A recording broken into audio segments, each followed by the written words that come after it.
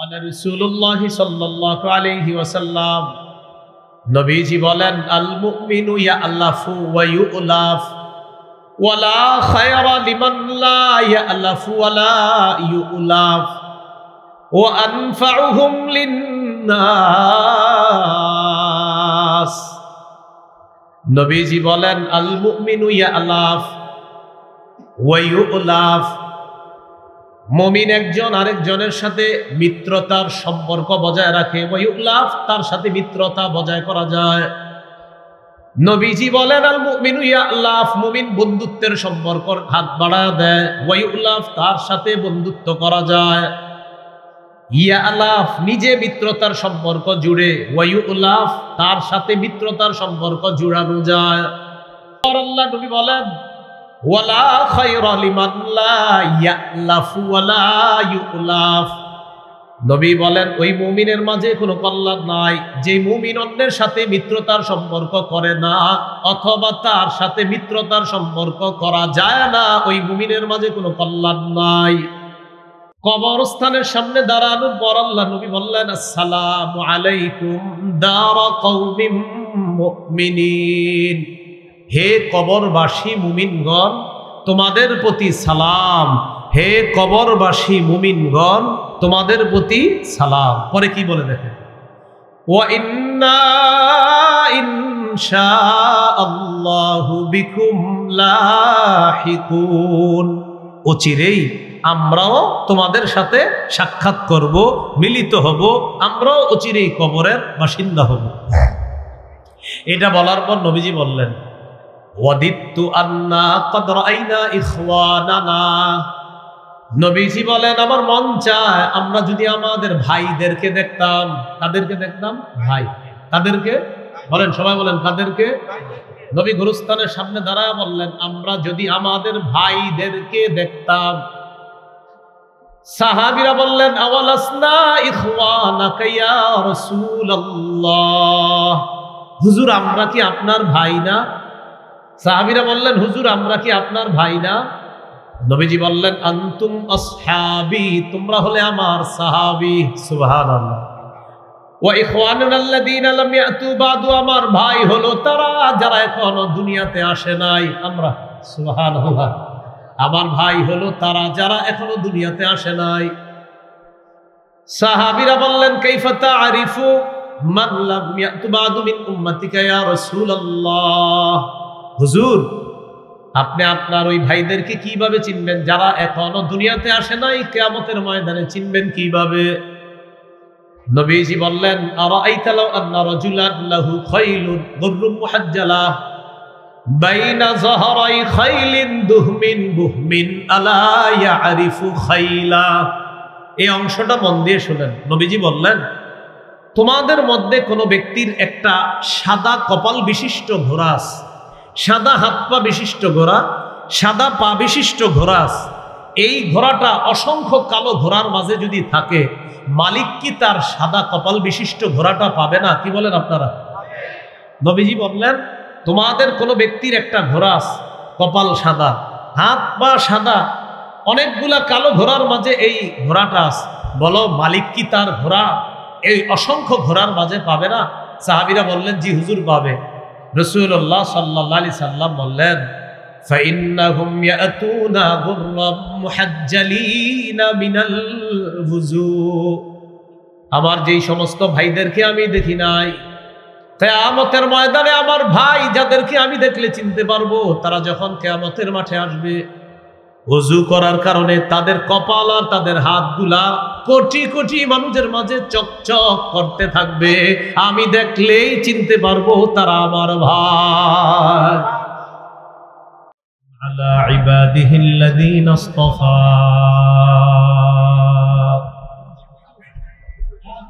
আম্মা বা'দু ফাআউযু বিল্লাহি মিনাশ শাইতানির রাজীম।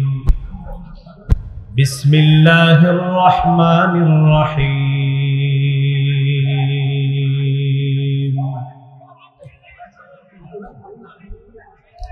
ইয়া আইয়ুহাল্লাযীনা আমানু উদখুলু ফিস সিলমি কাফা كافة ولا تتبعوا خطوات الشيطان إنه لكم عدو مبين اللهم صل على محمد وعلى آل محمد كما صليت على إبراهيم وعلى آل إبراهيم إنك حميد مجيد اللهم بارك على محمد وعلى آل محمد كما باركت على إبراهيم وعلى آل إبراهيم إنك حميد مجيد اللهم إني أعوذ بك من شر لساني ومن شر سمعي ومن شر بصري ومن شر مني মুরাদনগর উপজেলা সদরের প্রাণ কেন্দ্রে অবস্থিত বাংলাদেশের অন্যতম প্রাচীন দ্বীনী প্রতিষ্ঠান জামিয়া ইসলামিয়া মুজাফফরুল উলুম মুরাদনগর কুমিল্লার হিফজ ও তাকমিল সমাপনী ছাত্রদের দস্তরবন্দি উপলক্ষে 133তম বার্ষিক ইসলামী মহাসম্মেলনের সম্মানিত সভাপতি আল্লামা নুরুল হক দামাত বরকাতুহুমুল আলিয়া শেখুল হাদিস ও মুহতামিম বটগ্রাম মাদ্রাসা কুমিল্লা সভাপতি কুমিল্লা জেলা কওমি মাদ্রাসা সংগঠন প্রধান মেহমান আমির হেফাজত আল্লামা শাহ মুহিবুল্লাহ বাবু নগরী দামাত বরকাতুহুমুল আলিয়া শেখুল হাদিস ও মুহতামিম আল জামিয়াতুল ইসলামিয়া আজিজুল উলুম বাবুনগর চট্টগ্রাম প্রধান অতিথি আলহাজ কাজী শাহ মুফজ্জল হুসাইন কায়কুবাদ সাবেক ধর্ম প্রতিমন্ত্রী 5 বারের জাতীয় সংসদ সদস্য কুমিল্লা 3 মুরাদনগর ও মুতাওয়াল্লি অত্র জামিয়া বিশেষ অতিথি আলহাজ কে এম মুজিবুল হক বিশিষ্ট ব্যবসায়ী শিক্ষানুরাগী ও সমাজসেবক মুরাদনগর উপস্থিত হবেন দেশের খ্যাতনামা শীর্ষস্থানীয় উলামায়ে কেরাম আমন্ত্রিত হযরত উলামায়ে কেরাম এবং আমরা যার আহ্বানে এখানে উপস্থিত হয়েছি অত্যন্ত মহব্বতের মানুষ হযরত মাওলানা মুফতি আমজাদ হুসাইন দামাত বরকাতুহুমুল আলিয়া খাদেম অত্র জামিয়া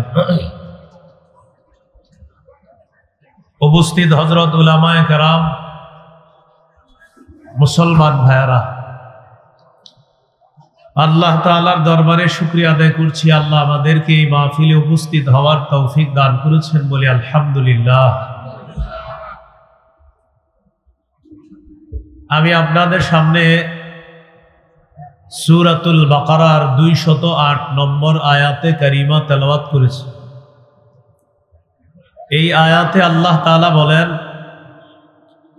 হে ঈমানদারগণ, তোমরা ইসলামে পরিপূর্ণ প্রবেশ করো, তোমরা ইসলামে পরিপূর্ণভাবে পরিপূর্ণ রূপে প্রবেশ করো।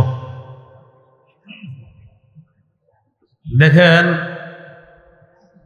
আমরা বর্তমান সারা পৃথিবীর যে মুসলমানরা, বিশেষ করে আমাদের বাংলাদেশের মুসলমান যারা আমরা, আমাদেরও সবার মনের একটা লালিত স্বপ্ন, আশা, তামান্না যে আমাদের এই দেশেও যদি ইসলামী হুকুমত চালু হতো আর এই দেশের রাষ্ট্রীয় ব্যবস্থা সহ সকল ব্যবস্থাপনা যদি শরিয়া আইন মোতাবেক হতো, এটা আমাদের প্রত্যেকের মনের একটা তামান্না, সকল মুসলমানের একটা লালিত স্বপ্ন। আবু বকর, ওমর, ওসমান, আলী রাদিয়াল্লাহু তাআলা আনহুম তাদের যুগের শান্তি শৃঙ্খলা, তাদের যুগে মুসলমানদের যে গৌরবময় ঐতিহ্য ছিল সেই ঐতিহ্য ফিরে পাওয়ার জন্য আমাদেরও মন চায়। এখন মুসলমানদের এই হারানো গৌরবময় ঐতিহ্য ফিরিয়ে আনার জন্য বর্তমানে আমাদের কি করণীয়? এই ব্যাপারে আমার পড়াশোনার আলোকে আমার কাছে 9টি করণীয় বিশেষভাবে গুরুত্বপূর্ণ বলে আমার কাছে মনে হয়। তবে আমার মনে হওয়াটা চূড়ান্ত না, এর চেয়ে বেশি যদি আলেমরা বলে সেটাই হবে চূড়ান্ত। আমার ক্ষুদ্র জ্ঞানে আপাতত 9টি করণীয়। 1 নম্বর করণীয়, ইসলামে পরিপূর্ণভাবে প্রবেশ করা। 2 নম্বর করণীয়, আল্লাহর দ্বীনের সহযোগী হওয়া। 3 নম্বর করণীয়, ভ্রাতৃত্বের সম্পর্ক জোরদার করা। 4 নম্বর করণীয়, আপোষের মাঝে ঝগড়া বিবাদ কমিয়ে পারস্পরিক আন্তরিকতা মহব্বত বাড়ানো। 5 নম্বর করণীয়, দুনিয়ার বিলাসিতা বিসর্জন দিতে হবে। দুনিয়া কামাই করব, তবে আখেরাত সামনে রেখে। 6 নম্বর করণীয়, অধিকার আদায়ের লড়াই অব্যাহত রাখা। 7 নম্বর করণীয়, একজন যোগ্য আদর্শ নেতা আমরা যেন আমাদের দেশে বসাতে পারি, এই চেষ্টা করা। 8 নম্বর করণীয়, শুরা ব্যবস্থার গুরুত্ব বাড়ানো। 9 নম্বর করণীয়, শত্রুকে শত্রু মনে করা, তাকে বন্ধু মনে না করা। এই 9 করণীয়। 1 নম্বর করণীয় হলো ইসলামে পরিপূর্ণভাবে প্রবেশ করা। আমি আপনি ইসলামে পরিপূর্ণভাবে প্রবেশ করেছি কিনা এটা বোঝার জন্য মৌলিক 5টা আলামত আছে। কয়টা আলামত? কয় কাজ? বুঝেন নাই বাস? 9 কাজ। কয় কাজ? প্রথম কাজ ইসলামে পরিপূর্ণ প্রবেশ করা। করেছি কিনা কয় আলামত? বাস বলেন কয় কাজ? কাজ কয়টা? প্রথম কাজ ইসলামে পরিপূর্ণভাবে প্রবেশ করা। করেছি কিনা কয় আলামত? হ্যাঁ, আলামত নাম্বার 1 আত্মসমর্পণ। আলামত নাম্বার 2 বিশুদ্ধ আকীদা। আলামত নাম্বার 3 ইখলাসের সাথে সব আমল করা। 4 নম্বর আলামত উত্তম চরিত্রের অধিকারী হওয়া। 5 নম্বর আলামত লেনদেনে স্বচ্ছ থাকা। প্রিয় মুসলমান ভাইয়েরা বলেন তো, হারানো ঐতিহ্য ফিরে পেতে করণীয় কয়টা? 1 নম্বর করণীয় পরিপূর্ণভাবে ইসলামে প্রবেশ করা। ইসলামে পরিপূর্ণভাবে আমি থাকতে চাই কিনা কয় আলামত? 5। 1 নম্বর আত্মসমর্পণ। সূরা বাকারার 131 নম্বর আয়াতে আল্লাহ বলেন, ইদ ক্বালা লাহু রাব্বুহু আসলিম ক্বালা আসলামতু লিরাব্বিল আলামিন। স্মরণ করুন ওই সময়কে যখন ইব্রাহিম আলাইহিস সালাতু ওয়াস সালামের রব ইব্রাহিম নবীকে বললেন, আপনি আত্মসমর্পণ করেন। ইব্রাহিম নবী বললেন, আমি বিশ্ব জগতের রব আল্লাহর কাছে আত্মসমর্পণ করলাম। এর পরের আয়াতে আল্লাহ বলেন, ওয়াওয়াসসা বিহা ইব্রাহিমু বানিহি ওয়া ইয়াকুব ইয়া বানিয়া ইন্নাল্লাহা আসতাফা লাকুমুদ-দীনা ফালা তামুতুন্না ইল্লা ওয়া আনতুম মুসলিমুন। ইব্রাহিম নবী, ইয়াকুব নবী তাদের সন্তানদেরকে ওসিয়ত করেছেন, হে প্রিয় সন্তান, আল্লাহ তোমাদের জন্য ইসলামকে দিন হিসাবে নির্বাচন করেছেন। ফালা তামুতুন্না ইল্লা ওয়া আনতুম মুসলিমুন, তোমরা মুসলমান না হয়ে মৃত্যুবরণ করো না। এ হলো 1 নম্বর আলামত, আত্মসমর্পণ। মুসলমান একমাত্র আল্লাহর কাছে আত্মসমর্পণ করুন। 2 নম্বর আলামত বিশুদ্ধ আকীদা। আপনি ইসলামে পরিপূর্ণভাবে প্রবেশ করতে চান কিনা, ইসলাম পরিপূর্ণভাবে পালন করতে চান কিনা, এর 2 নম্বর আলামত হলো আপনার আকীদা বিশুদ্ধ কিনা। আকীদা বিশুদ্ধ দ্বারা উদ্দেশ্য হলো আকীদায় শিরিক না থাকা, কুফুর না থাকা, বেদাত না থাকা। সূরা লোকমানের 13 নম্বর আয়াতে আল্লাহ বলেন, وَإِذْ قَالَ لُقْمَانُ لِابْنِهِ وَهُوَ يَعِظُهُ يَا بُنَيَّ لَا تُشْرِكْ بِاللَّهِ إِنَّ الشِّرْكَ لَظُلْمٌ عَظِيمٌ। লোকমান হাকিম তার সন্তানকে বললেন, হে প্রিয় সন্তান, তুমি আল্লাহর সাথে শিরিক করো না। শিরিক মহা জুলুম, শিরিক মহা পাপ, শিরিক মহা অত্যাচার। সূরা মাঈদার 72 নম্বর আয়াতে আল্লাহ বলেন, ইন্নাহু মাইয়ুশরিক বিল্লাহ ফাকাদ হারামাল্লাহু আলাইহিল জান্নাতা ওয়া মাওয়াহুন নার ওয়া মা লিয-যালিমিনা মিন আনসার। যে ব্যক্তি আল্লাহর সাথে শিরিক করে, এই অবস্থায় যদি সে মারা যায়, আল্লাহ তার জন্য জান্নাত হারাম করে দিয়েছেন, তার ঠিকানা হলো জাহান্নাম। তারা হলো জালেম, জালেমদের কোনো সাহায্যকারী থাকবে না। বলি নাউজুবিল্লাহ। আকীদার মধ্যে শিরিক থাকা যাবে না, আর হলো বেদাত থাকা যাবে না। বেদাত কাকে বলে?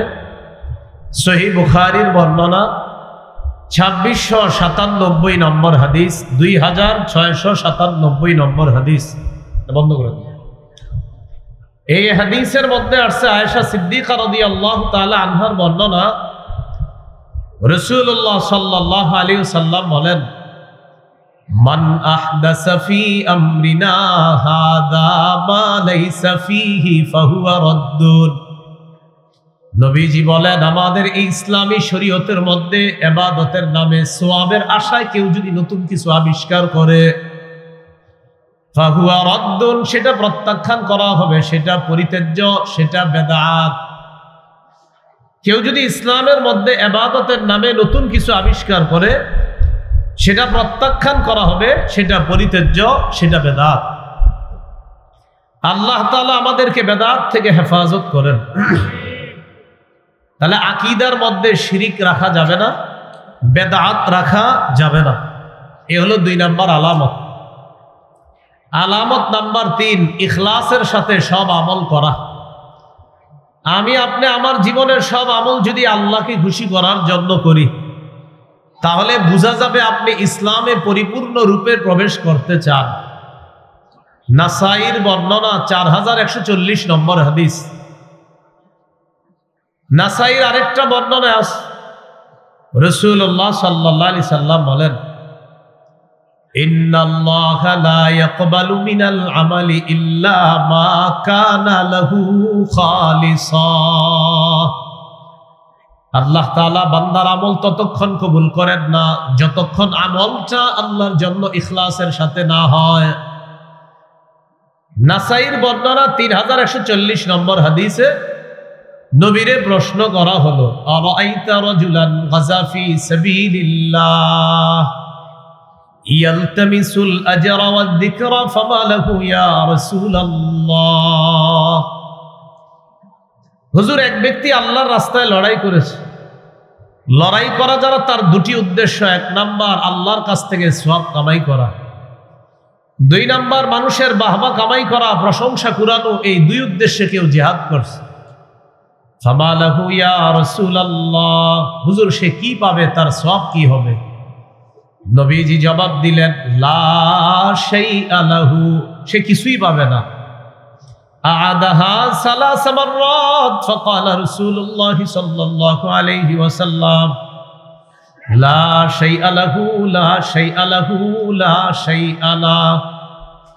তিনবার প্রশ্নটা করলেন, হুজুর এক ব্যক্তি জিহাদ করছে আল্লাহর কাছ থেকে সওয়াব কামাই করবে, আর হলো নিজে বড় বাহাদুর এটা মানুষ তাকে বলবে, এই নিয়তে সে জিহাদ করছে। তিনবার প্রশ্ন করলেন, সে কি কিছুই পাবে না? নবী বললেন, সে কিছুই পাবে না, সে কিছুই পাবে না, সে কিছুই পাবে না। আমাদের প্রতিটা আমল হতে হবে আল্লাহকে খুশি করার জন্য। আল্লাহ আমাদের সকলকে প্রত্যেকটা আমল ইখলাসের সাথে করার তৌফিক দান করেন। এই হলো 3 নাম্বার আলামত। আলামত নাম্বার 4, উত্তম চরিত্রের অধিকারী হওয়া। উত্তম চরিত্র আমাদের সামনে একটা, আরেকটা হলো আপনার ঘরের ভিতর। স্ত্রীর কাছে আপনি উত্তম চরিত্রের অধিকারী কিনা, আবার আমাদের কাছে আপনি বাহ্যিকভাবে উত্তম আখলাকের অধিকারী কিনা, এটা হলো আপনার উত্তম চরিত্রের পরিচয়। ক্বালা রাসূলুল্লাহ সাল্লাল্লাহু আলাইহি ওয়াসাল্লাম খায়রুকুম খায়রুকুম লিআহলিহি ওয়া আনা খায়রুকুম লিআহলি। রাসূলুল্লাহ সাল্লাল্লাহু আলাইহি সাল্লাম বলেন, তোমাদের মধ্যে সর্বোত্তম ওই ব্যক্তি যে ব্যক্তি তার স্ত্রীর কাছে উত্তম। আর শোনো, আমি নবী আমার বিবিদের কাছে সবচেয়ে উত্তম, আমার চরিত্র আমার বিবিদের কাছে সবচেয়ে শ্রেষ্ঠ চরিত্র। আবু দাউদের হাদিস 4800 নম্বর হাদিস। এই হাদিসের মধ্যে আসছে রাসূলুল্লাহ সাল্লাল্লাহু আলাইহি সাল্লাম বলেন, আনা যাঈমুন বিবাইতিন ফি আ'লাল জান্নাতি লিমান হাসানা খুলুকা। নবী বলেন, যে তার চরিত্রটা সুন্দর করলো, আমি নবী জান্নাতের সর্বোচ্চ স্থানে তার জন্য একটা ঘরের জিম্মাদার হয়ে গেলাম। যে তার চরিত্র সুন্দর করলো, আমি জান্নাতের সর্বোচ্চ স্থানে তার জন্য একটা ঘরের জিম্মাদার হয়ে গেলাম।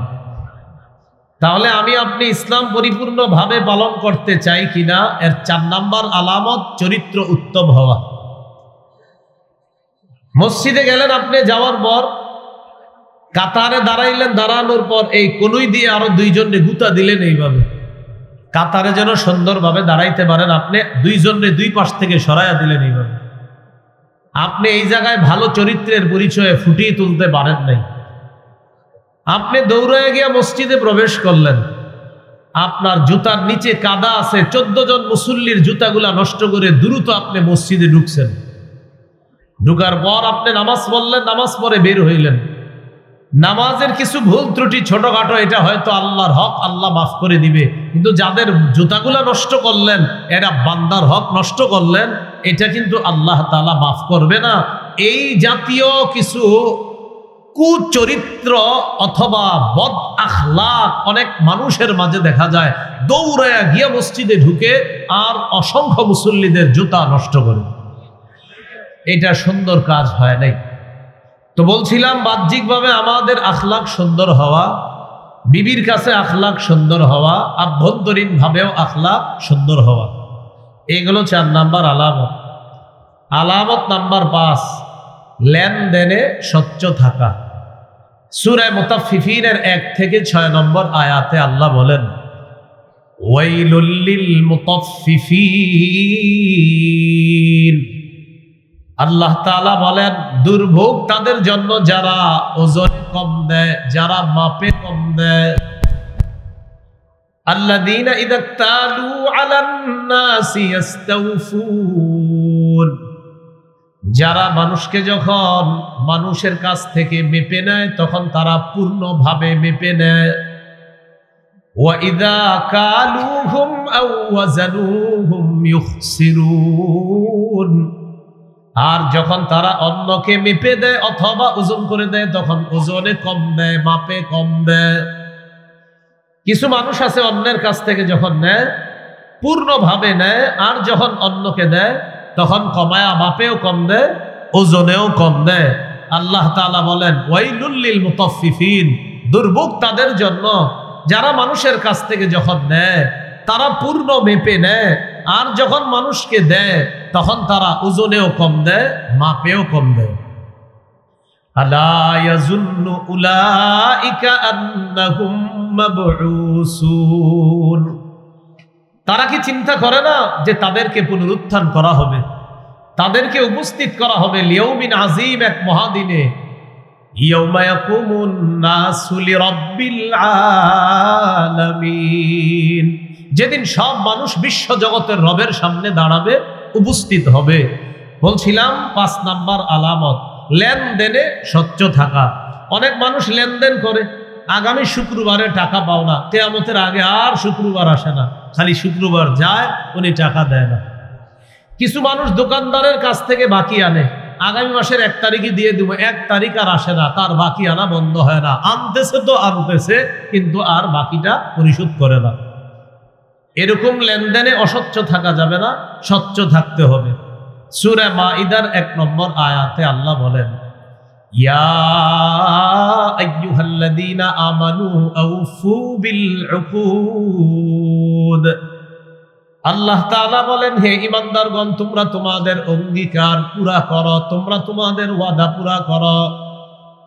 আয়াতের ব্যাখ্যায় মুফাসসিরিনে কেরাম লেখেন, লেনদেনে স্বচ্ছ থাকা, ব্যবসা বাণিজ্য ইত্যাদিতে যে ওয়াদা করা হয়, ওই ওয়াদার মধ্যে তোমরা স্বচ্ছ থাকো, লেনদেন স্বচ্ছ করো। আউফু বিল উকুদ, ওয়াদা পুরা করো। লেনদেন আরো অন্যান্য যত ওয়াদা আছে, এই ওয়াদা স্বচ্ছতার সাথে তোমরা পুরা করো। বলেন তো কয় কাজ? কয় কাজ?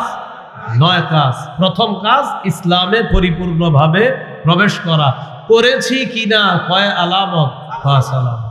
1 নম্বর আলামত আল্লাহর কাছে আত্মসমর্পণ করা। 2 নম্বর আকীদা বিশুদ্ধ রাখা, আকীদায় শিরিক না রাখা, আকীদায় বেদাত না রাখা। 3 নম্বর আমার সব কাজ ইখলাসের সাথে করা। 4 নম্বর উত্তম চরিত্রের অধিকারী হওয়া। 5 নাম্বার লেনদেনে স্বচ্ছ থাকা। আল্লাহ তাআলা আমাদেরকে এই 5 আলামত গ্রহণ করে ইসলামে যেন পরিপূর্ণ রূপে আমরা প্রবেশ করতে পারি, আল্লাহ তৌফিক দান করেন। 9 কাজের দ্বিতীয় কাজ আল্লাহর দ্বীনের সহযোগিতা করা। এই যে মাহফিলে আপনারা যারা সহযোগিতা করেন, এটাও আল্লাহর দ্বীনের সহযোগিতা করা। মসজিদ মাদ্রাসায় যে সহযোগিতা করেন, এটা আল্লাহর দ্বীনের সহযোগিতা করা। ত্রাণ দিলেন ফেনীতে, শেরপুর, নেত্রকোনা, এই যে আপনারা ত্রাণ সামগ্রী বিতরণ করলেন, এটাও আল্লাহর দ্বীনের সহযোগিতা করা। সহযোগিতার শ্রেষ্ঠ খাত জিহাদের ময়দানে যারা আছে তাদেরকে সহযোগিতার হাত বাড়িয়ে দেওয়া। যারা ফিলিস্তিনের জন্য সহযোগিতা পাঠিয়েছেন, এটা আল্লাহর শ্রেষ্ঠ একটা খাতে আপনি সহযোগিতা পাঠিয়েছেন। যারা ফিলিস্তিন মাজলুমদেরকে, মুজাহিদদেরকে সহায়তা পাঠিয়েছেন, এটা শ্রেষ্ঠ একটা খাতে আপনি আল্লাহর দ্বীনের সহযোগিতা করেছেন। সূরা মুহাম্মদ 7 নম্বর আয়াতে আল্লাহ বলেন, ইয়া আইয়ুহাল্লাযীনা আমানু ইন তানসুরুল্লাহ ইয়ানসুরকুম ওয়া ইউসাব্বিত আকদামাকুম। আল্লাহ তাআলা বলেন, হে ঈমানদারগণ, যদি তোমরা আল্লাহর দ্বীনের সাহায্য করো, আল্লাহ তাআলার ওয়াদা, আল্লাহ তোমাদেরকে সাহায্য করবেন। তোমরা যদি আল্লাহর দ্বীনকে সহযোগিতা করো, আল্লাহর ওয়াদা, আল্লাহ তোমাদেরকে সাহায্য করবেন। সূরা হজের 40 নম্বর আয়াতে আল্লাহ তাআলা বলেন, ওয়ালা ইয়ানসুরান্নাল্লাহু মাইয়ানসুরু। যে ব্যক্তি আল্লাহর দ্বীনের সাহায্য করবে, আল্লাহর ওয়াদা, অবশ্যই অবশ্যই আল্লাহ তাকে সাহায্য করবে। তাহলে কয় কাজ? 9 কাজ। কয় কাজ? 9 কাজ। খাতা কলম নিয়ে বসলে সুন্দর হইতো। কয় কাজ? 9 কাজ। 1 নাম্বার ইসলামে পরিপূর্ণভাবে প্রবেশ করা। 2 নাম্বার আল্লাহর দ্বীনের সহযোগিতা করা। 3 নম্বর, বলেন আমার সাথে, ভাতৃপ্রেম। বলেন ভাতৃপ্রেম। ভ্রাতৃত্বের সম্পর্ক জোরদার করা। মুসলমান মুসলমান, ভাই ভাই, এই সম্পর্ক জোরদার করা। মুসলমান মুসলমান, ভাই ভাই, কাজে কর্মে নাই নাই। কাজে কর্মে কি হয়? মুসলমান মুসলমান, ভাই ভাই, আসল জায়গায় নাই এরকম যেন না হয়। ভাতৃপ্রেম বাড়িয়ে দেওয়া, ভ্রাতৃত্বের সম্পর্ক বাড়ানো। আমার সাথে একটু বলেন আমাদের মধ্যে মতের অমিল থাকতে পারে, মনের অমিল যেন না থাকে। মতভেদ হতে পারে, বিভেদ যেন না হয়। মতভেদ হতে পারে, মনোভেদ যেন না হয়। মনে করেন আমি এক আলেমকে পছন্দ করি, আপনি আরেকজনকে পছন্দ করেন।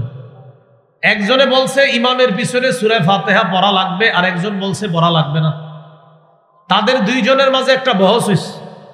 তো মাশাআল্লাহ, বহস হওয়ার পরেও তাদের মাঝে মহব্বত ভালো আছে, সম্পর্ক ভালো আছে। তো আমরা যারা আছি তাদের ভক্ত, ওই দুইজনের ভক্তদের মাঝে এখন দুই দল, এক দল আরেক দলরে আমরা সালাম দেই না, এক দল আরেক দলরে কি দেই না। শুধু তাই না, বাপ আমিন জোরে বলে, ছেলে আমিন আস্তে বলে, কথার কথা। এখন বাবা ছেলের সাথে খানা খায় না একসাথে, কেন? আমিন জোরে আর আস্তে নিয়ে ঝগড়া, দুইজনকে দেখতে পারে না।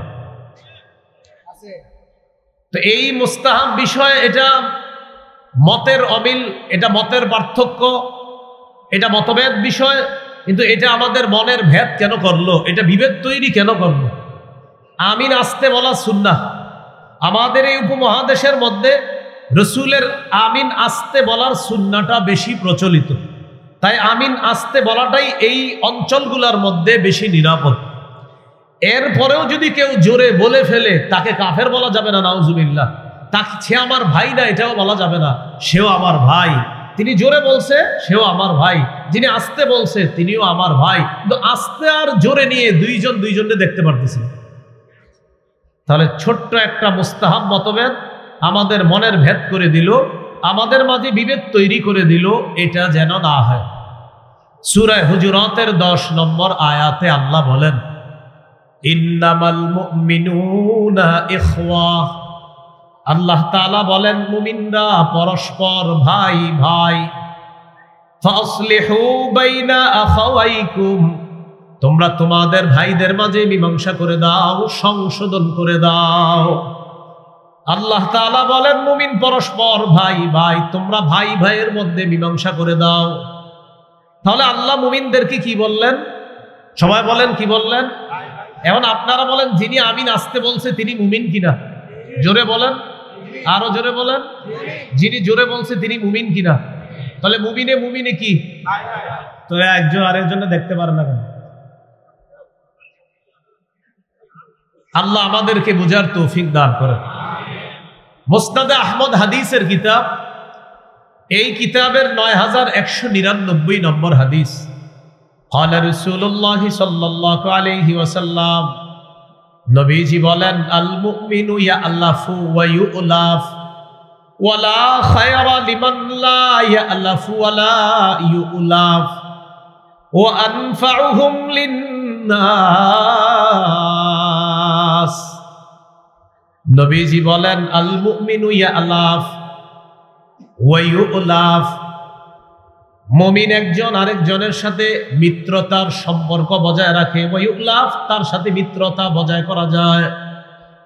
নবীজি বলেন, আল মুমিনু ইয়ালাফ, মুমিন বন্ধুত্বের সম্পর্ক হাত বাড়ায় দেয়। ওয়া ইউলাফ, তার সাথে বন্ধুত্ব করা যায়। ইয়ালাফ, নিজে মিত্রতার সম্পর্ক জুড়ে। ওয়া ইউলাফ, তার সাথে মিত্রতার সম্পর্ক জুড়ানো যায়। আর আল্লাহ নবী বলেন, ওয়ালা খায়রা লিমান লা ইয়ালাফু ওয়ালা ইউলাফ। নবী বলেন, ওই মুমিনের মাঝে কোনো কল্যাণ নাই যে মুমিন অন্যের সাথে মিত্রতার সম্পর্ক করে না, অথবা তার সাথে মিত্রতার সম্পর্ক করা যায় না, ওই মুমিনের মাঝে কোনো কল্যাণ নাই। যেই মুমিন নিজে মিত্রতার সম্পর্ক করে না, অথবা তার সাথে কোনো মিত্রতার সম্পর্ক কায়েম করা যায় না, নবীজি বলেন তার মাঝে কোনো কল্যাণ নাই। আল্লাহ আমাদেরকে কথাগুলা বুঝার তৌফিক দান করেন। আবু দাউদের হাদিস, 4918 নম্বর হাদিস। এই হাদিসের বর্ণনাকারী আবু হুরায়রা রাদিয়াল্লাহু তাআলা আনহু বলেন, عن أبي هريرة رضي الله تعالى عنه قال قال رسول الله صلى الله عليه وسلم। আবু হুরায়রা রাদিয়াল্লাহু তাআলা আনহুর বর্ণনা, রাসূলুল্লাহ সাল্লাল্লাহু আলাইহি সাল্লাম বলেন, আল মুমিনু মিরআতুল মুমিন। নবীজি বলেন মুমিন মুমিনের আয়না স্বরূপ, এক মুমিন আরেক মুমিনের আয়না স্বরূপ। ইয়াকুফু আলাইহি দাইআতাহু, এক মুমিন আরেক মুমিনের জমিন রক্ষা করে। ওয়া ইয়াহুতুহু মিন ওয়ারাইহি, এক মুমিন আরেক মুমিনের অনুপস্থিতিতে তাকে রক্ষা করে, তার সব বিষয়গুলা আরেক মুমিন খেয়াল রাখে। এই জমিন আমার মুমিন ভাইয়ের, এই বিষয়টা আমার মুমিন ভাইয়ের, আপনার মুমিন ভাই এখানে উপস্থিত নাই তো কি হয়েছে, আমার মুমিন ভাইয়ের এই বিষয়গুলা রক্ষা করা আমি মুমিন হিসাবে কর্তব্য, আমার দায়িত্ব, এটা আমার কর্তব্য। এই হলো মুমিন মুমিন ভাই ভাই এভাবে থাকা। এই হাদিসে রাসূল সাল্লাল্লাহু আলাইহি সাল্লাম বলেছেন ওয়াল মুমিনু আকুল মুমিন, মুমিন হলো মুমিনের ভাই। আল্লাহ তাআলা বললেন মুমিনরা ভাই ভাই, নবীও বললেন মুমিন মুমিনের ভাই। সহিহ বুখারীর বর্ণনা 6026 নম্বর হাদিস, এই হাদিসের মধ্যে আছে عن أبي موسى الأشعري رضي الله تعالى عنه قال قال رسول الله صلى الله عليه وسلم, নবীজি বলেন আল মুমিনু লিল মুমিনি কাল বুনয়ান ইয়াশুদ্দু বা'দুহু বা'দা। নবীজি বলেন এক মুমিন আরেক মুমিনের জন্য দেয়ালের মতো। বলেন এক মুমিন আরেক মুমিনের জন্য কিসের মতো? দেয়াল দেয়াল দেয়াল। বলেন এক মুমিন আরেক মুমিনের জন্য কিসের মতো? নবীজি বলেন ইয়াশুদ্দু বা'দুহু বা'দা, তার এক অংশ আরেক অংশকে মজবুত করে। এক মুমিন আরেক মুমিনের জন্য দেয়াল দেয়ালের মতো। নবীজি সাব্বাকা বাইনা আসাবিহি, আঙ্গুলগুলো একটা আরেকটার মাঝে ঢুকিয়ে বললেন এক মুমিন আরেক মুমিনের কাছে এমন দেয়ালের মতো, এক অংশ আরেক অংশকে মজবুত করে। তাহলে বলেন তো এখানে আপনারা যারা আর আমি আপনি, আমাদের সম্পর্ক কিসের মতো? দেয়াল। এই দেয়াল একটা আরেকটাকে কি করে? মজবুত করে। দেয়াল খুব মজবুত করে মুমিনের সম্পর্ক এমন হবে। আল্লাহ আমাদেরকে কথাগুলা বুঝার তৌফিক দান করেন। বিদায় হজের ভাষণে রাসূল সাল্লাল্লাহু আলাইহি সাল্লাম বলেন তোমরা সবাই জেনে রাখো আন্না কুল্লা মুসলিমিন আখুন লিল মুসলিম। নবীজি বলেন আমি বিদায় হজের ভাষণে এক মুসলমানকে আরেক মুসলমানের ভাই বলে আমি নবী ঘোষণা করলাম। সহিহ মুসলিমের বর্ণনা 6435 নম্বর হাদিস, এই হাদিসের মধ্যে আছে قال رسول الله صلى الله عليه وسلم, নবীজি বলেন লা তাহাসাদু ওয়ালা তানাজাশু ওয়ালা তাবাগাদু ওয়ালা তাবাগাদু। নবীজি বলেন লা তাহাসাদু, পরস্পর হিংসা করবা না। ওয়ালা তানাজাশু, পরস্পর ঝগড়া করবা না, পরস্পর বিদ্বেষ পোষণ করবা না, পরস্পর ধোঁকাবাজি করবা না। ওয়ালা তাবাগাজু, একজন আরেকজনের প্রতি অন্তরের মধ্যে বিদ্বেষ রাখবা না। ওয়ালা তাদাবারু, একে অপরের ক্ষতি করার জন্য আড়ালে শত্রুতা করবা না। ওয়ালা ইয়াবি' বা'দুকুম আলা বাই'i বা'দিন, একজনের ক্রয় বিক্রয় চলাকালীন তুমি ক্রয় বিক্রয় করবা না। ওয়া কুনু ইবাদাল্লাহি ইখওয়ানা, নবীজি বলেন হে আল্লাহর বান্দারা তোমরা সবাই ভাই ভাই হয়ে যাও। তোমরা সবাই কি হয়ে যাও? বলেন নবী আমাদেরকে কি হইতে বলছে? ভাই ভাই হয়ে যেতে বলছে। এরপরে নবীজি বলেন আল মুসলিমু আখুল মুসলিম, মুসলমান মুসলমানের ভাই। লা ইয়াখযুলুহু ওয়ালা ইয়াহতিরুহু, মুসলমান মুসলমানকে লাঞ্ছিত করে না। ওয়ালা ইয়াহতিরুহু, মুসলমান মুসলমানকে তুচ্ছ করে না। নবীজি বলেন বিহাসবি ইমরিইম মিনাশ শাররি আন ইয়াহতিরা আখাহুল মুসলিম, কোন মানুষ খারাপ হওয়ার জন্য এটাই যথেষ্ট সে তার কোন মুসলমান ভাইকে তুচ্ছ তাচ্ছিল্য করা। আমি খারাপ হওয়ার জন্য এতটুকু যথেষ্ট, আমার কোন মুসলমান ভাইকে আমি তুচ্ছ তাচ্ছিল্য করা এটাই যথেষ্ট আমার খারাপ হওয়ার জন্য। আল্লাহ আমাদেরকে ভাই ভাই হয়ে থাকার তৌফিক দান করেন। জাযাকাল্লাহ। তো বলছিলাম রাসূলুল্লাহ সাল্লাল্লাহু আলাইহি সাল্লাম বললেন মুসলমান মুসলমান ভাই ভাই। এইগুলো সহিহ মুসলিমের বর্ণনা। এবার একটা হাদিস শুনেন সহিহ বুখারীর বর্ণনা 3937 3937 নম্বর হাদিস। এই হাদিসের মধ্যে আছে কাদিমা আব্দুর রহমান ইবনে আউফিল আল মদিনা, নবীজির সাহাবী আব্দুর রহমান ইবনে আউফ মক্কা থেকে মদিনায় আসলেন। ফাআখান নবী সাল্লাল্লাহু আলাইহি ওয়াসাল্লাম বাইনাহু ওয়া বাইনা সাদ ইবনে রবি আল আনসারী রাদিয়াল্লাহু তাআলা আন। নবীর সাহাবী আব্দুর রহমান ইবনে আউফ মক্কা থেকে মদিনায় আসলেন। মদিনার সাহাবী সাদ ইবনে রবি আল আনসারী, এই সাহাবীর সাথে মক্কার সাহাবী আব্দুর রহমানের ভ্রাতৃত্বের সম্পর্ক নবী জুড়ে দিলেন।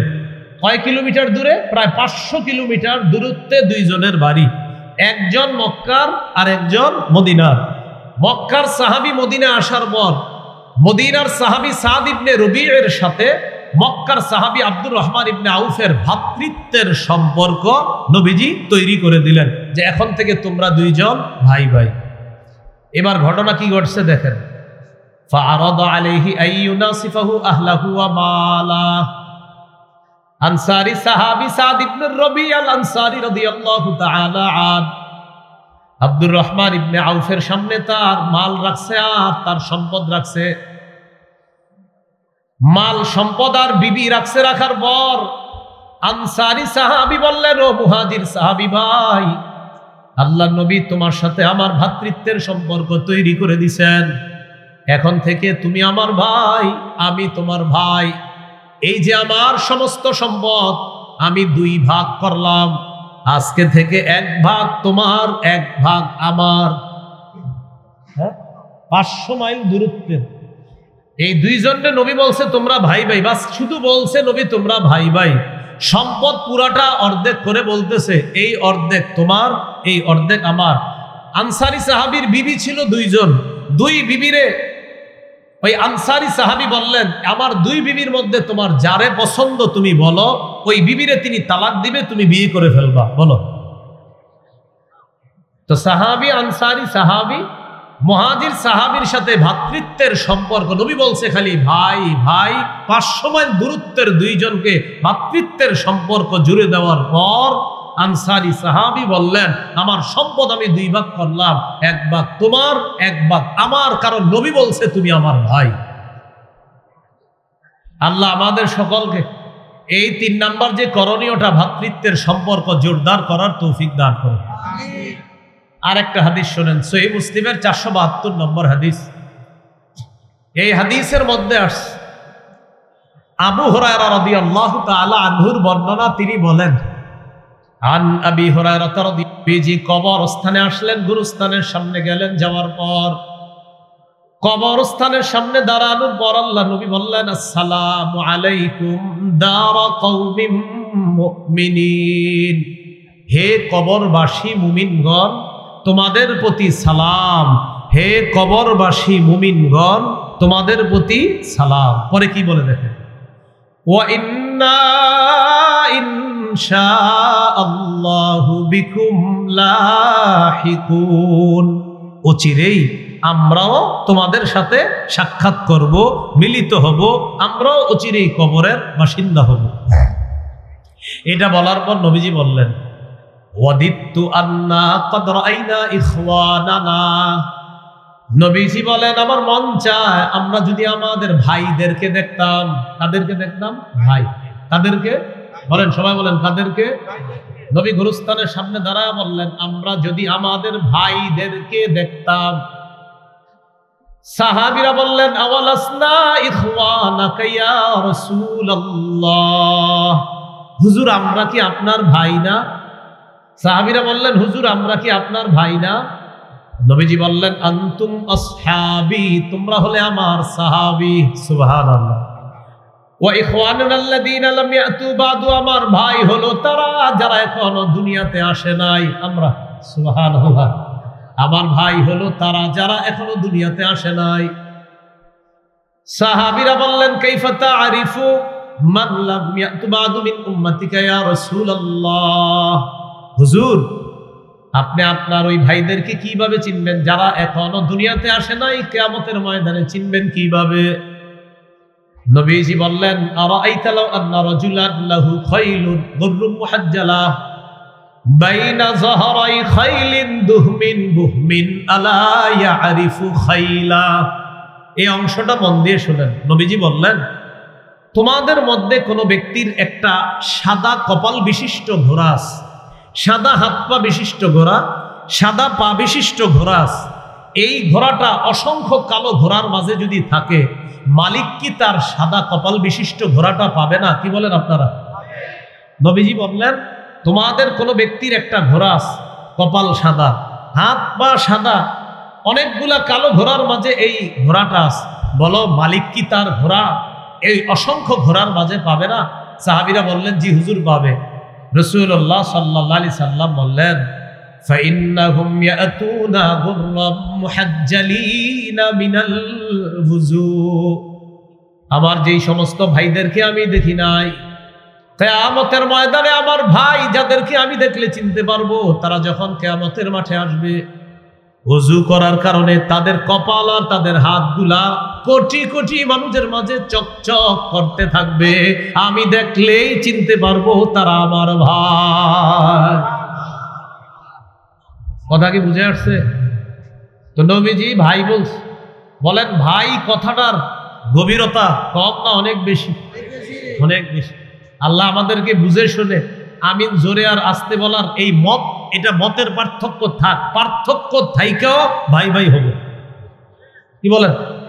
মত পার্থক্য হবে, আলেমদের মাঝে হবে। ইমাম আবু হানিফা তার শক্তিশালী দলিল আছে, ইমাম শাফির শক্তিশালী দলিল আছে, মতের পার্থক্য হবে। কিন্তু আমি আমার ভাইয়ের সাথে পার্থক্য করতে পারি না।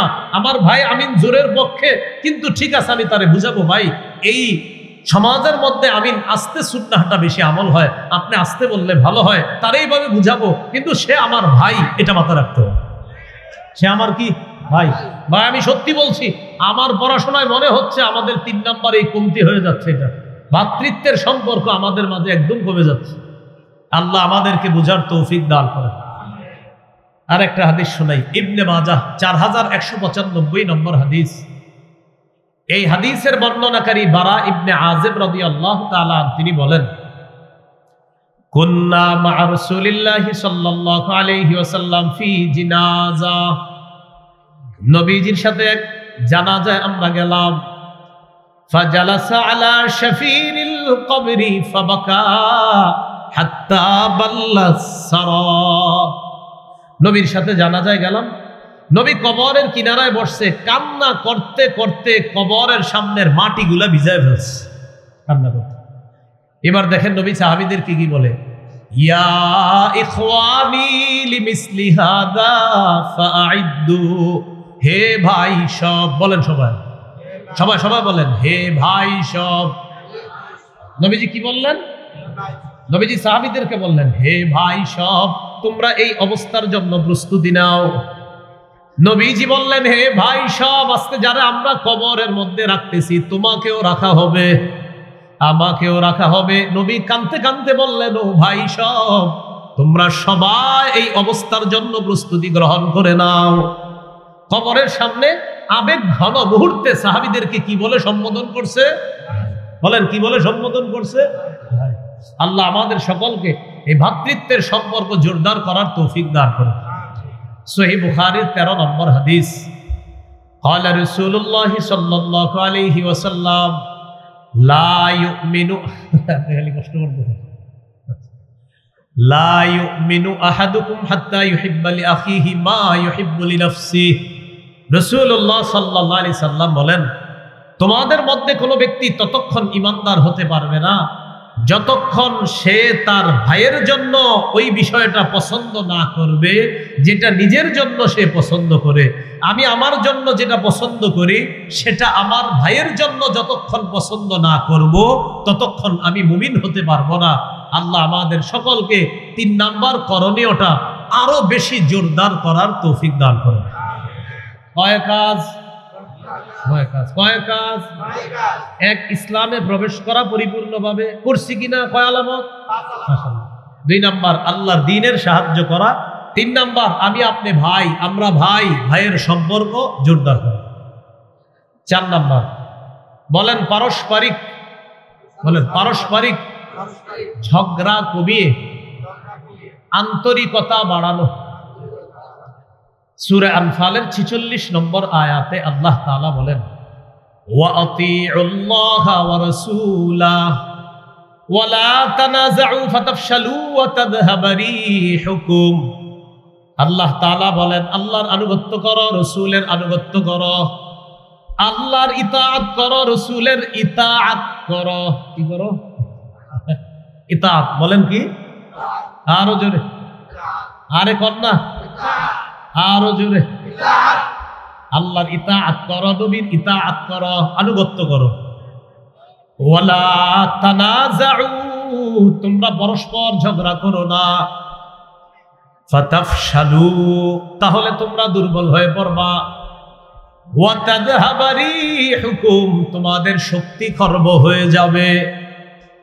আল্লাহ তাআলা বললেন, তোমরা আল্লাহর আনুগত্য করো, নবীর আনুগত্য করো, পরস্পর ঝগড়া করো না। যদি ঝগড়া করো তোমরা দুর্বল হয়ে যাবে, তোমাদের শক্তি খর্ব হয়ে যাবে। দেখেন 1 2 3 4, আমরা 4 জনে মিলে একটা দল ছিলাম আগে। এই 4 জনে যখন এক দলে ছিলাম, 4 জনের শক্তি একসাথে ছিল, কম ছিল না বেশি? আজকে সকালে ঝগড়া করে 4 জনে 4 দলে হয়ে গেছে। এখন বলেন শক্তি কি বাড়লো না কমলো? কমলো। ঝগড়া করা যাবে না। এখন এই কথার উপর আমাদের সমাজের এক শ্রেণীর ভাই আগামীকাল সকালে আপনাদেরকে ধরবে, বা মুজাফফরুল উলুম মাদ্রাসায় গিয়ে মোতামিম সাহেব বলে, হুজুর আরিফ বিন হাবিব বলল ঝগড়া না করতে, আপনারাই তো আমাদেরকে দূরে সরাইয়া দেন, আপনারা তো আমগরে নিতে চান না। হইতে পারে কিভাবে? কই আপনারা তো আমাদেরকে বলেন আমরা আলেমদের সাথে নাই। এরকম কথার কথা বলতে পারে কেউ, তা আপনারা তো এরকম বলতে পারেন। এই কথাটা মনে রাখবেন। বলেন ইতাআত, আনুগত্য 3 ধরনের। আল্লাহর আনুগত্য, রাসূলের আনুগত্য, দায়িত্বশীলের আনুগত্য। 1, আল্লাহর আনুগত্য নিঃশর্তভাবে করতে হবে। 2, রাসূলের আনুগত্য আল্লাহর হুকুম অনুযায়ী নিঃশর্তভাবে করতে হবে। 3, দায়িত্বশীলের আনুগত্য নিঃশর্তভাবে করা যাবে না। কি বললাম? বলেন আল্লাহর ইতাআত, বলেন নিঃশর্তভাবে করতে হবে। রাসূলের ইতাআত আল্লাহর হুকুমে নিঃশর্তভাবে করতে হবে। দায়িত্বশীলের ইতাআত নিঃশর্তভাবে করা যাবে না। মৌলিক 3টা নীতিমালা মনে রাখবেন। বলেন দায়িত্বশীলের আনুগত্য ততক্ষণ করব, বলেন যতক্ষণ তিনি কোন নাফরমানির হুকুম না করবে।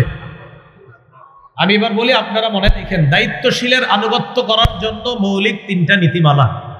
1 নাম্বার, তিনি নাফরমানির হুকুম না করা পর্যন্ত তার আনুগত্য করা যাবে। 2 নাম্বার, তিনি দেখতে যেমনই হোক তিনি আল্লাহওয়ালা হতে হবে, আমানতদার হতে হবে, কোরআন সুন্নাহ সঠিকভাবে মানুষের কাছে বলতে হবে।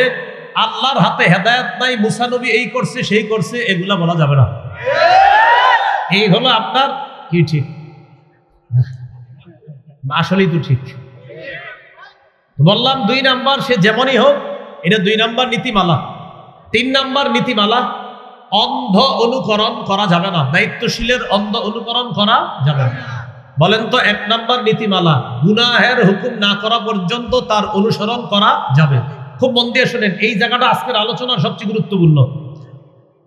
এই ব্যাপারে আমি 2টা দৃষ্টান্ত দেই। প্রথম দৃষ্টান্তটা মোটামুটি মনে রাখেন, দ্বিতীয় দৃষ্টান্তটা গল্পের মতো সবাই মনে রাখতে হবে। তৈরি আছেন সবাই? তাহলে কথাবার্তা বললেন না, আপোষের কথাবার্তা বন্ধ করে মন দিয়ে শুনেন। গুনাহের হুকুম না করা পর্যন্ত দায়িত্বশীলের আনুগত্য করা যাবে, এই ব্যাপারে 2টি দৃষ্টান্ত। দৃষ্টান্ত নাম্বার 1, সহিহ বুখারীর বর্ণনা 7144 নম্বর হাদিস। এই হাদিসের মধ্যে আসছে, قال رسول الله صلى الله عليه وسلم السمع والطاعة على المرء المسلم فيما أحب وكره ما لم يؤمر بمعصية।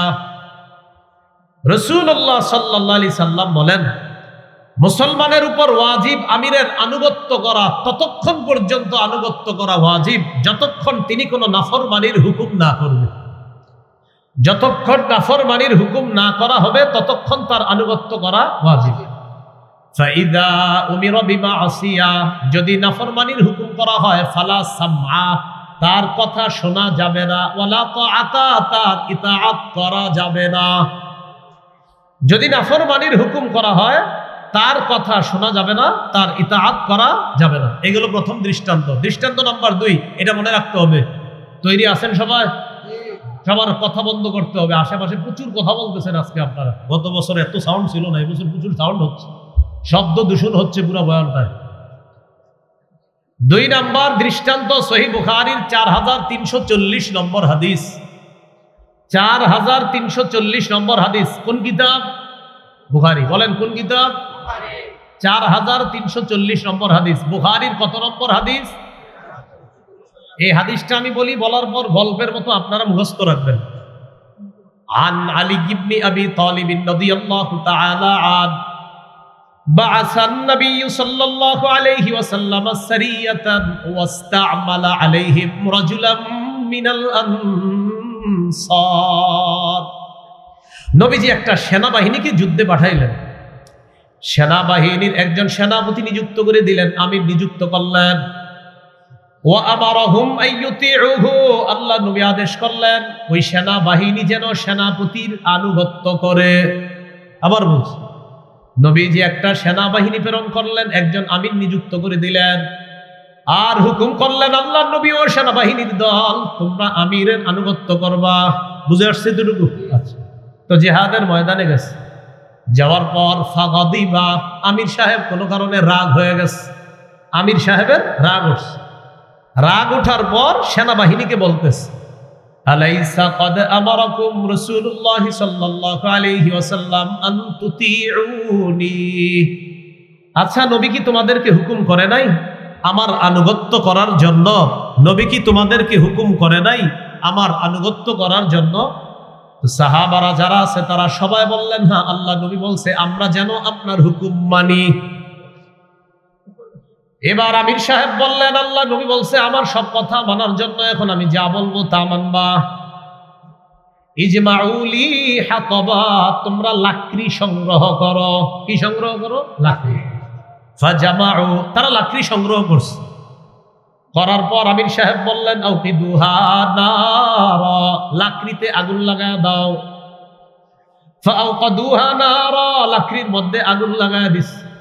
আগুন জ্বালানোর পর আমির সাহেব বললেন, উদখুলুহা, তোমরা সবাই আগুনের মধ্যে ঝাঁপ দাও। কি বললেন? হ্যাঁ সবাই বলেন, কি বললেন? আমি আবার বলছি, এটা কোনো কল্প কাহিনী নয়। সহিহ বুখারীর 4340 নম্বর হাদিস। রাসূলুল্লাহ সাল্লাল্লাহু আলাইহি সাল্লাম একটা সেনাবাহিনীকে পাঠাইছে যুদ্ধে, একজনকে আমির বানায়া দিছে আর বলছে আমিরের কথা শুনবা। আমির সাহেব রাগ করছে, রাগ করার পর বললেন, নবী কি তোমাদেরকে বলে নাই আমার কথা মানার জন্য? সবাই বললেন হ্যাঁ বলছে, তাহলে আমি যা বলবো শোনো, লাকড়ি সংগ্রহ করো। তারা লাকড়ি সংগ্রহ করলেন। এবার আমির সাহেব বললেন লাকড়িতে আগুন লাগাও। তারা আগুন লাগাইলেন। আমির সাহেব বললেন উদখুলুহা, এবার আগুনে সবাই ঝাঁপ দাও। কোথায় ঝাঁপ দাও? এদিকে আছে। ফাহাম্মু, সবাই রেডি হয়েছে আগুনে ঝাঁপ দিতে। আমার দিকে তাকান, সবাই কি হয়েছে? আগুনে ঝাঁপ দিতে রেডি। সাহাবীরা যারা দলে আছে, সেনাবাহিনী সবাই রেডি আগুনে ঝাঁপ দিবে। তো ঝাঁপ দেওয়ার আগে ফাজাআলা ইউমসিকু বাদুহুম বাদ, একজন আরেকজন এইভাবে ধইরা বলে, এই আসলে ঝাঁপ দিমু। একজন আসলে ঝাঁপ দিমু, একজন আরেকজন এই আসলে ঝাঁপ দিমু বলতেছে। ভাই কেন? ফাইন্না ফারাগনা মিনান নারি ইলা রাসূলিল্লাহি সাল্লাল্লাহু আলাইহি ওয়াসাল্লাম, আমরা তো জাহান্নামের আগুন থেকে বাঁচার জন্য নবীর কাছে আসছি। সেই নবী আমিরের কথা মানতে বলছে, এর মানে সেই নবী আমাদেরকে আগুন ঝাঁপ দেওয়ার হুকুমও মানতে বলবে? এটা হতে পারে না। আরে আমরা তো আগুন থেকে বাঁচার জন্য নবীর কাছে আসছি, সেই নবী আগুনে ঝাঁপ দেওয়ার হুকুমও মানতে বলবে? এটা মনে হয়, আমাদের মনে হচ্ছে এটা এরকম নবী বলবে না। এটা সাহাবীরা একজন আরেকজনে বলতেছে, ঝাঁপ দিবে দিবে দেয় না, দিবে দিবে দেয় না। এই ঝাঁপ দিব না, দিব না। নবী কি এরকম বলতে পারে? এরকম বলবে তো। বলতে বলতে সবার কানে কানে চলে গেছে এই কথা। এই নবীজির কাছে আসলাম আগুন থেকে বাঁচার জন্য, সেই নবী আগুনে ঝাঁপ দিতে বলবে? এটা মনে হয় সঠিক কথা না। এই কথা বলার পর তাদের কথোপকথনের মাঝখানে হাত্তা খমাদাতিন নার, আগুন নিভে গেছে। সুবহানাল্লাহ। ওয়া সাকানা গদবুহু, আমির সাহেবের রাগও ঠান্ডা হয়ে গেছে। আমাদের আমির সাহেবের 7-8 বছরও এখনো রাগ কমে নেই।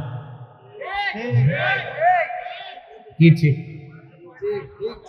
ওই আমির সাহেবের রাগ ঠান্ডা হয়ে গেছে। আমাদের আমির সাহেবের কথা হলো না, আলেমরা কইলে হইব নাকি আমি ঠিক, মানে যে কোনো আমির আর কি, যে কোনো আমির।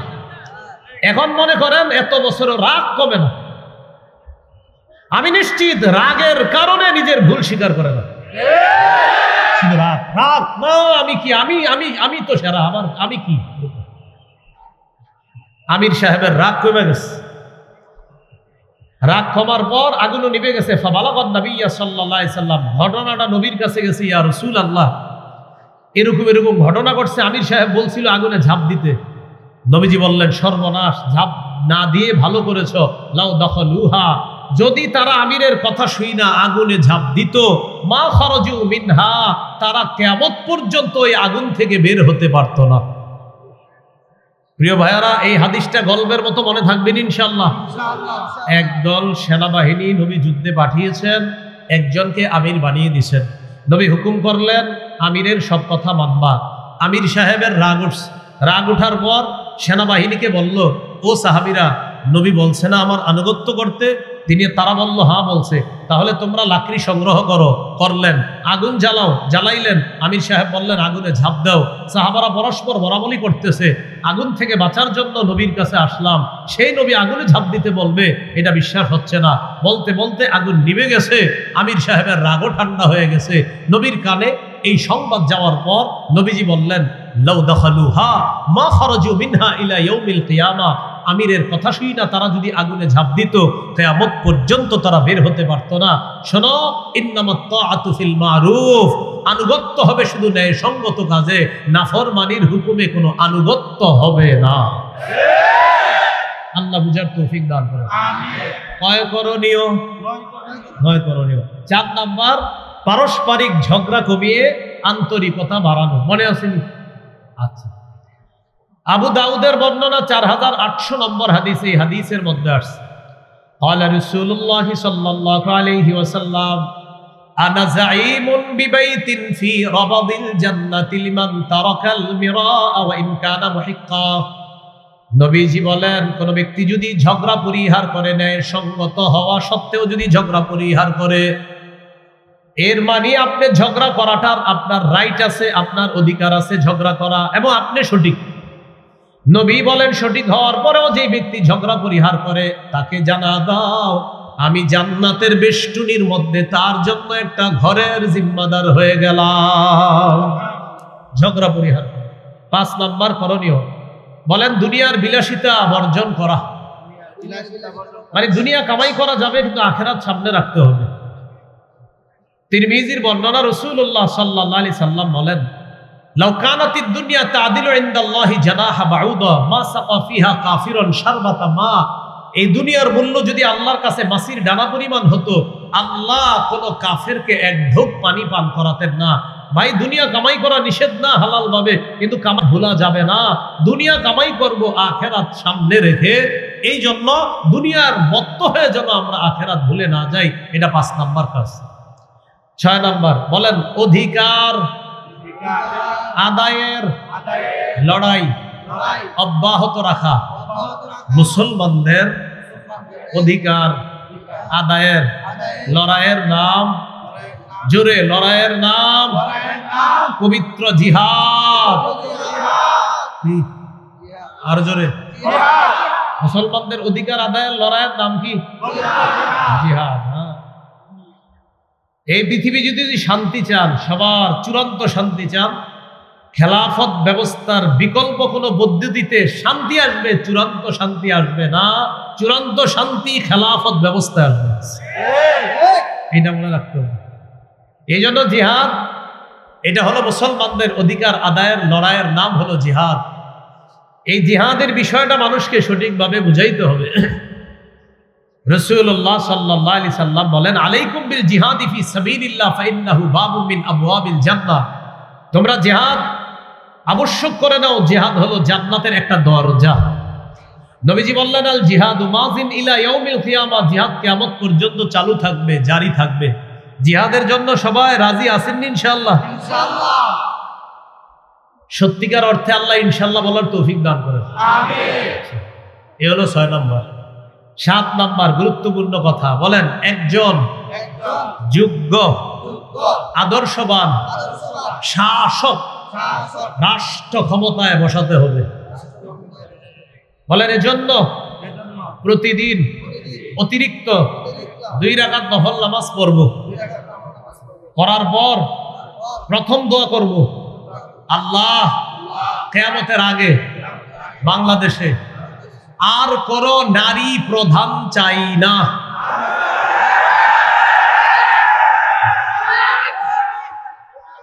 কি চাই না?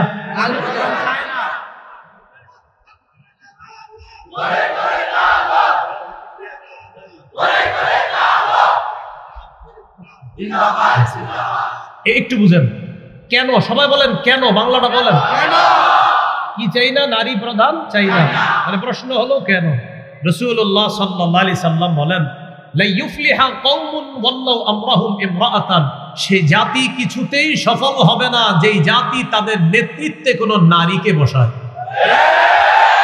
এইজন্য 2 রাকাত নফল নামাজ পড়ে প্রথমেই দোয়া করবেন, আল্লাহ আগামীতে কোনো নারী প্রধান দেশে চাই না। 2 নম্বর দোয়া করতে হবে, আল্লাহ মরার আগে বাংলাদেশে শরিয়া আইন দেখে যেতে চাই। কি আইন দেখে যেতে চাই? এজন্য আপনাদের একটা কাজ আছে, করবেন ইনশাআল্লাহ। দেয়ালে লিখতে হবে, বলেন শরিয়া আইন চায় না তারা, কোনো না কোনো অপরাধে অপরাধী যারা। আবার বলেন শরিয়া আইন চায় না তারা, কোনো না কোনো অপরাধে অপরাধী যারা। চোর শরিয়া আইন চাইবে না, জিনা যে করে শরিয়া আইন চাইবে না, কারণ শরিয়া আইন প্রতিষ্ঠিত হলে বিগত বছরের চুরির বিচার করতে করতেই বিচার ব্যবস্থা চলে যাবে। এজন্য শরিয়া আইন চায় না কারা? কোনো না কোনো অপরাধে অপরাধী যারা। এই কথাটা মনে রাখবেন। এটা হলো 2 নম্বর দোয়া করবেন। 1 নম্বর দোয়া নারী প্রধান আর চাই না, 2 নম্বর দোয়া শরিয়া আইন চাই, 3 নম্বর দোয়া বলেন আল্লাহ এমন একজন শাসক দেন যেই শাসক মৌলিক 4টি কাজ করবে, নামাজ কায়েম করবে, যাকাত প্রতিষ্ঠিত করবে, সৎ কাজের আদেশ করবে, অসৎ কাজের নিষেধ করবে। এই 4 গুণওয়ালা একজন রাষ্ট্রনায়ক আমরা চাই। এই 3 নম্বর দোয়াটা করতে পারবেন নি? সূরা হজের 41 নম্বর আয়াতে আল্লাহ বলেন, আল্লাযীনা ইম্মাক্কান্নাহুম ফিল আরদি আকামুস সালাহ ওয়া আতাউয যাকাতা ওয়া আমারু বিল মা'রুফি ওয়া নাহাউ আনিল মুনকার। আল্লাহ তাআলা বলেন, যাদেরকে আমি রাষ্ট্র ক্ষমতায় বসাই তাদের মৌলিক কাজ হলো 4টা। 1 নাম্বার নামাজ কায়েম করা, 2 নাম্বার যাকাত প্রতিষ্ঠিত করা। কি প্রতিষ্ঠিত করা? আমাদের বাংলাদেশ এখনো সুদভিত্তিক রাষ্ট্র। এদেশে স্লোগান দেওয়া হচ্ছে দারিদ্র বিমোচনে সুদ। আমরা স্লোগান দিব দারিদ্র বিমোচনে সুদ নয়, যাকাত। বলেন আমার সাথে, সুদে ফকির আরো ফকির হয়, যাকাতে ফকির ধনী হয়।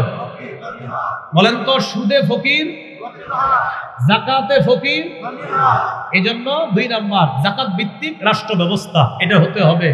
সুদ ভিত্তিক রাষ্ট্র ব্যবস্থার পরিবর্তে যাকাত ভিত্তিক রাষ্ট্র ব্যবস্থা যখন হবে, 1 বছর পরে সুদ বলবে, প্রিয় যাকাত তুমি ভালো থেকো, আমি বিদায় নিই। এই জন্য শরিয়া ভিত্তিক রাষ্ট্র যদি চলে, ইনশাল্লাহ দুনিয়ার কারো কাছে আমরা আর মাথা নত করা লাগবে না। যার বড় প্রমাণ আফগানিস্তান। কারা? বলেন কারা? 3 বছর আগে এদেরকে কেউ বলে নাই, এখন আফগানিস্তান বলে ডোনার টাইম নাই। আল্লাহ বুঝার তৌফিক দান করেন। কলিজাটা ছিঁড়া মনে চাই বুঝাই আরো কিছু, কোনো কারণে আসে না। আল্লাহ বুঝার তৌফিক দান করেন। এই হলো আপনার 7 নাম্বার। এমন একজন যোগ্য শাসক বসাতে হবে, আকামুস সালাহ নামাজ কায়েম করা, আতাউজ যাকাত যাকাত প্রতিষ্ঠিত করা, আমারু বিল মারুফ নেক কাজের আদেশ করবে, ওয়া নাহাউ আনিল মুনকার অসৎ কাজের নিষেধ করবে। 8 নাম্বার করণীয় শুরা ব্যবস্থার গুরুত্ব অনুধাবন করা। মসজিদের খতিব সাহেব যারা আছি এলাকার, আমরা শুরা ব্যবস্থার গুরুত্ব কি, কি পরিমাণ প্রয়োজনীয়তা এটা জাতিকে বোঝাতে হবে। এটা হলো শুরা ব্যবস্থা। এই কথাগুলা এই সাধারণ মুসলমানরা বুঝতে হবে। আলেমরা এগুলা বুঝে, কিন্তু সাধারণ জনগণ শুরা ব্যবস্থার কি লাভ, কি ফায়দা, কি উপকার এটা বুঝতে হবে, এটা অনুধাবন করতে হবে। সর্বশেষ করণীয়, বলেন শত্রুকে শত্রু মনে করতে হবে, বন্ধু মনে করার কোনো সুযোগ নাই। বলেন আমরা বারবার ভুল করব না। বলেন এক শত্রু ছেড়ে আরেক শত্রু গ্রহণ করে বৃষ্টি থেকে বাঁচার জন্য ঝর্ণার নিচে দাঁড়াবো না। হ্যাঁ, এক শত্রু ছেড়ে আরেক শত্রু গ্রহণ করে বৃষ্টি থেকে বাঁচার জন্য ঝর্ণার নিচে দাঁড়াবো। কেউ ভাই আপনি ঝর্ণার নিচে দাঁড়াইছেন কেন? বৃষ্টি থেকে বাঁচার জন্য। ও আচ্ছা, আহা থাক, মাশাআল্লাহ মাশাআল্লাহ নাকি। ঝর্ণার নিচে কেন ভাই আপনি? ঝর্ণার নিচে হুজুর আর বললেন না বাইরে বৃষ্টি, ওই জন্য ঝর্ণার নিচে। ও আচ্ছা আচ্ছা আচ্ছা। এক শত্রু ছেড়ে আরেক শত্রু গ্রহণ করা মানে বৃষ্টি থেকে বাঁচার জন্য ঝর্ণার নিচে দাঁড়ানোর মতো বোকামি করা আর বোকামি করা যাবে না ভাই। আন্তরিকতা বাড়ায়া মুসলমানরা 90% মুসলমানের দেশে যে কোনো মূল্যে দেখেন কোনোভাবে ইসলামী হুকুমতটা কায়েম করা যদি যায়, ইনশাল্লাহ আমরাও আফগানিস্তানের মতো মাথা উঁচু করে দাঁড়াতে পারবো। আল্লাহ আমাদেরকে বুঝার তৌফিক দান করেন। সুবহানাল্লাহি ওয়া বিহামদিহি।